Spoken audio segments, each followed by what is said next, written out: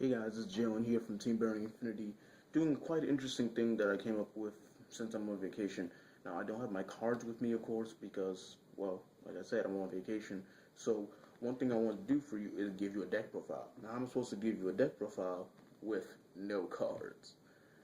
Thing is, there's this wonderful thing called a slideshow. So, I'm going to show you a slideshow of every single card in between what I say. One thing will be, I'll say the flag will appear. I'll say the buddy will appear. And I'll be gone for quite like a half a second or so. And you'll just be able to see the quantities of what I play these cards. And I may not physically have the cards with me, but of course I know what all my own cards do. So, without further ado, let me get on to the Dungeon Enemy deck profile via slideshow. The flag, and of course, the buddy. One-eyed Demon Lord Keith 1/8. Size 2, 525. He has the Demon Lord attribute, of course, so he's a really useful card with Demon Lord's Dungeon. He has a call cost to pay 1 gauge, and he has the ability, so when he's on the left and right, I can discard a dungeon enemy to save him from being destroyed. He has lifelink 2, penetrate, and of course he's a really great card, and that's why I really like him, and of course and that's why somewhat my buddy. Otherwise, I wouldn't have Bladewing Phoenix, because Bladewing Phoenix is just generically a really good card in the deck, of course. So pretty much, I really like this card because it has Penetrate, it has 5/5, he can save himself, and of course he'll be a greater card with Demon Lord's Dungeon, because I can get out size 1s to back him up too, or the best thing in best scenario is Dominion Rod with him, because then he'll become a 6/6. Having 6,000 power and 6,000 defense, and penetrate gives him a lot more utility. But let's get on to the rest of the deck anyway. 3, Fate Skeleton. Fate Skeleton is absolutely great because it's just a 3,000 power, even with 1 crit, and 3,000 defense size 0. That's usually what people would pay for Hangman, but he's in dungeon enemy form, and of course he's a great target for Demon Lord's Dungeon, so I really like the card. 3, Sheba Cobalt. Sheba Cobalt is absolutely okay, I guess. He's 1/2/2, sorry. But pretty much he's just there for the 2 crit. His 1,000 power doesn't allow him to get over a lot of things. Even with Dominion Rod boosting him, he's still not that great, because he still can't get over a lot of things, of course, but he's not meant to get over a lot of things. He's only meant to do 2 crit damages size 0 with 4 Evil Break. Evil Break is a somewhat subpar card. I wouldn't really say it's my favorite card because I'm not really fond of his stats and his call cost to pay 1 gauge, even though he has 2/1/2 as his stats. But even with the Dominion Rod, he's only 3,000 power, which is pretty sad because Fate Skeleton already has higher stats, is a size 0, and doesn't have a call cost. So I kind of hate Evil Break in a way, but it's kind of really useful because he gets me weapons, all my weapons, which is Alerta and Dominion Rod, and both of them are really useful to my deck. So of course I really find this card useful in the deck, but at the same time I really hate its stats. 4, Dox Cobalt. Dox Cobalt is just a 5/2/1, vanilla. He's of course really good because of 5,000 power on a size 1 and 2 crit, so makes him useful in 2 sort of ways. And of course with Dominion Rod it makes him 6,000 power, which makes him even much more useful in the deck. For the buddy, I'm not going to really explain it because I explained it earlier, but of course you play for the buddy, and of course this card is kind of what you want to run it for in Dungeon Enemy because of his really great stats and penetrate. 4, Bladewing Phoenix. The Bladewing Phoenix is something that people always argue about, like, what you're getting back for this is kind of minus, but at the same time it's so good, it's useful to use. In my opinion, Bladewing Phoenix is honestly not really bad of a card. Its stats like, it's even the same stat as your size 1.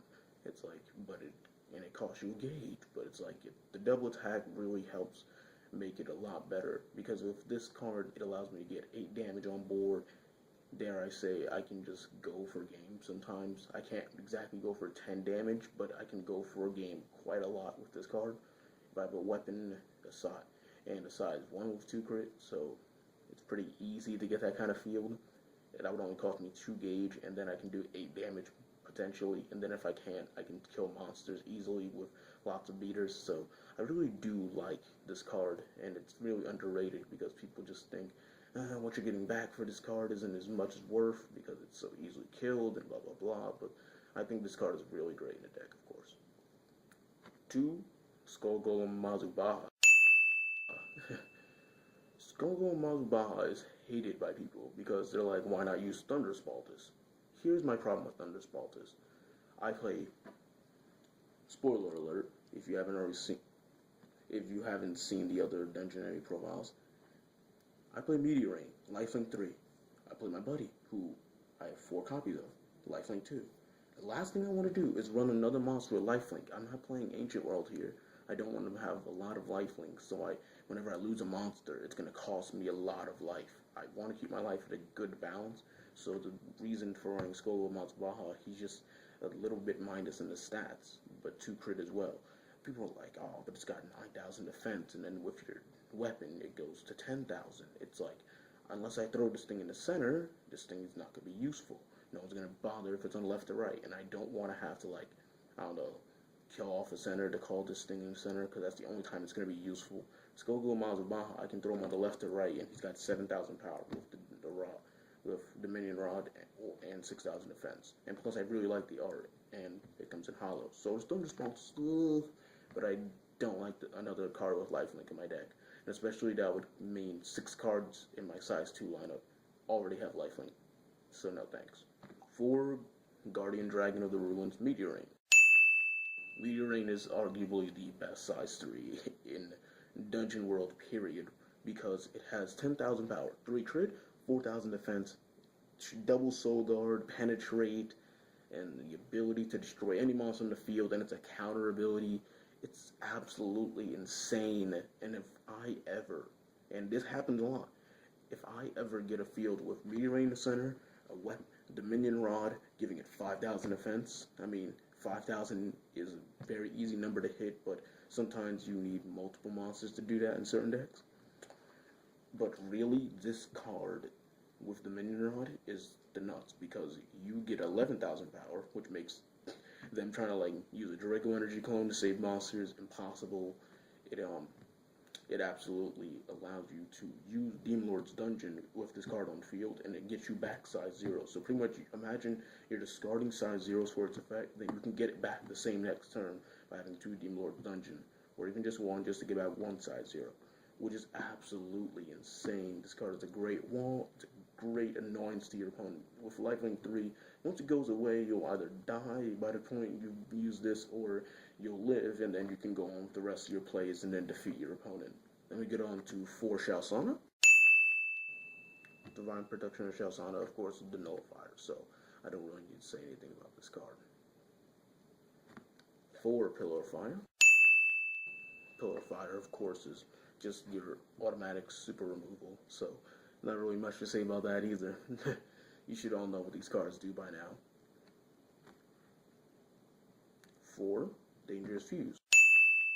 Dangerous Fuse is arguably the only card that should be running enemies that shouldn't be running the other Dungeon World decks. People always go like, oh, it's so useful, you can either get Gauge or Hand.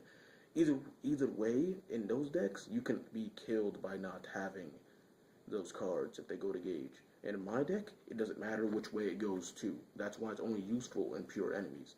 Because in pure enemies, it doesn't matter if it goes to your Gauge, or it doesn't matter if it goes to your hand. If it goes to your hand, either it's useful cards you need for later, or it's just dump fodder for either my buddy or Meteor Rain. So this is why Dangerous Fuse is mainly useful in only enemies, and not really useful in adventures and mix, because they can't use all that Gauge in a turn. But enemies quite can, so yeah. 2 Oracle of Tuval. Oracle of Tuval is pretty much just discard your entire hand. You don't even have to have a hand to use it, and draw 3, but you have to be at 5 less life. So it's pretty much simple, get you back in the game, late game, and it just allows you to do a lot of things that would have probably lost you the game. And then you can just get rid of any useless cards, or just play out your hand, then use it, and then just 3 free cards to your hand. So it's honestly just a really okay card, but you don't want to see this early game because you'll have, to be at 5 or less life. So yeah. 3, Demon Lord's Dungeon. Demon Lord's Dungeon is honestly the probably most useful set spell, since the only set spell in enemies.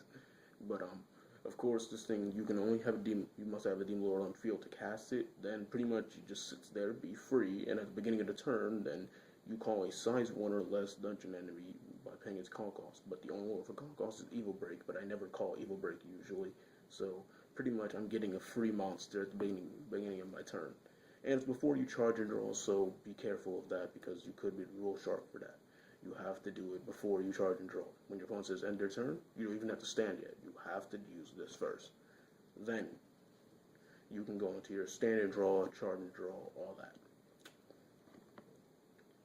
And for the weapons, we have 2 Staff of Monster Master Alerta.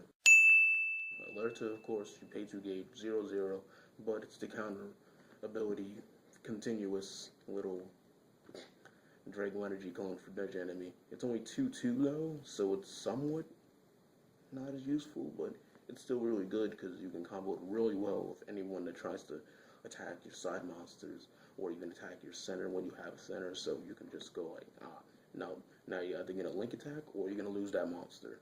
I think you're gonna link attack, and then I don't mind you link attacking because it means you're wasting a turn.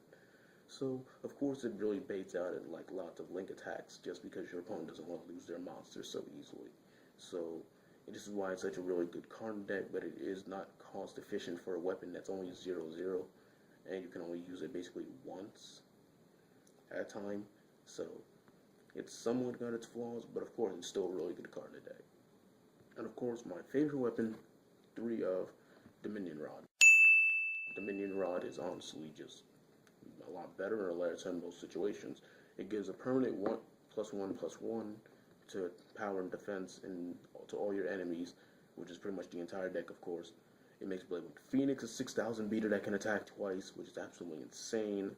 It makes, like I said earlier, my buddy becomes a bigger wall and a big nuisance to your opponent, and they would probably have to link attack him, but I can use his ability.